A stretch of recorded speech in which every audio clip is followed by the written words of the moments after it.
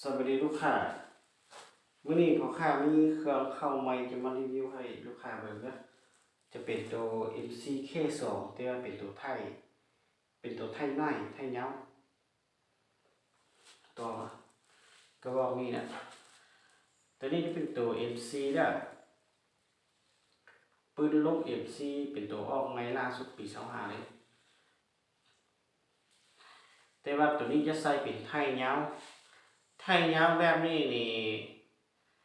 ไทยมันยาวกว่าแม่นแต่ว่าไทยตัวนี้จะเฮ็ดให้น้ำของปืนมันลดลงนะมันเบากว่าเก่าแล้วตัวไทยนี่มันพับพับพับได้แต่ว่ามันดึงเข้าออกบ่ได้นะตัวนี้มันเป็นไทยที่เขาจะเฮ็ดเป็นไทยซื้อนะไทยน้อยไทยซื้อนะแต่ว่าไทยตัวนี้รับประกันว่ามันแน่นสุดเต็มนี่เรื่องว่าวเรื่องแน่นตัวนี้แน่นสุดละแน่นกว่าตัวไทยใหญ่ตัวไทยก็สามารถพับไปดึงได้นะพับไปดึงได้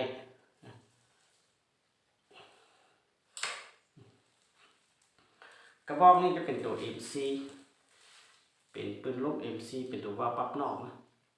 ถังลมจะใส่เป็นถังอาโล 0.42 ส่วนวาล์วจะใส่เป็นวาล์วใหญ่วาล์วปั๊บนอกตัวกล้องซ้อนจะใส่เป็นกล้องดิสโคดี้ขนาดจะอยู่ที่4-14คูณให้44เด้อตัวนี้เป็นตัวขนาดสูงแต่ว่าราคาปลูกไปได้เพิ่มนะกล้องตัวนี้มันมีไฟในเลนส์มีทั้งสีแดงแล้วก็สีฟ้า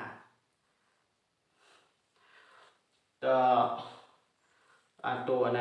MC นี่จะเป็นตัวออกไม้ล่าสุดปี25เลยจะมีแม็กใส่ลูกด้วยแม็กตัวอันโมใส่ลูกนะใส่ได้11ลูกส่วนตัวเรามันก็คือว่าตลอดเท่าไหร่เรามันก็มีเราที่ขี้ฮ่องกงกับเราจะM8เราแต่ลูกค้ามานะเรามี10เกี่ยว12เกี่ยวทั้งเรามีประกันให้เลยมีประกัน6เดือนให้ลูกค้าเลยแต่ว่าใส่ไทยตัวนี้มันคือว่าบ่ค่อยงามแต่ว่าไทยตัวนี้จะให้ได้น้ำหนักปืนมันรุดหลายเลยนะว่าตัวนี้มันเบากว่าแล้วก็มันจะแน่นกว่าตัวนี้เป็นตัว MC ต่อไปจะเป็นตัวรีวิวเป็นตัว K2 จะอธิบายเป็นตัว K2 ตัวนี้ก็จะใส่เป็นไทยเงากันทางไทยนี่ก็พับได้แล้วก็ไทยแน่นไทยน้ำหนักเบาลูกค้ามักไทยแบบนี้ไทยสั้นไทยยาวแบบนี้ก็มีนะมีให้เลือกตัวนี้จะเป็นตัว K2 เป็นตัวออกไม้ล่าสุดปี25เลยแล้วก็ถังลมมันจะใส่เป็นถังอาลูแต่ว่าตัว K2 กระบอกนี้จะใส่เป็นวาล์วปั๊บนอกนะวาล์ว10,000วาล์วปั๊บในวาล์ว10,000ตัวนี้นะวาล์ว10,000วาล์วปั๊บในถ้าว่าจะเอาวาล์วตัวนี้ไปใส่กับตัว MC ก็ได้แล้วก็เอาวาล์วตัว MC มาใส่กับตัว K2 นี่ก็ได้กันยิงได้ปกติแต่มันต่างมาเวลาเขาปั๊บนะจะได้มั่งถังออกหรือว่าบ่มั่งถังออกนะตัวปั๊บนอกปั๊บในนะ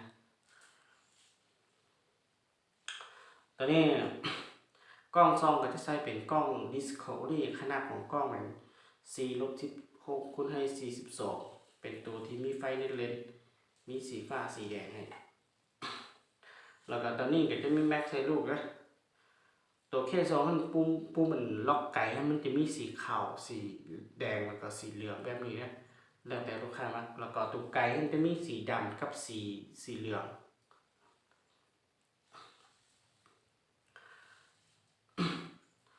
ถ้าว่าลูกค้าคนไหนสนใจ